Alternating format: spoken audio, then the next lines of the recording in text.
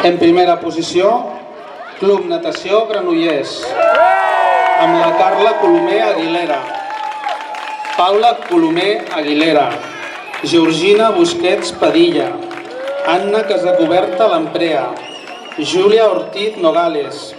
Ona Laceras Saiz, Anna Meseguer Martín, Laia Creus Molina,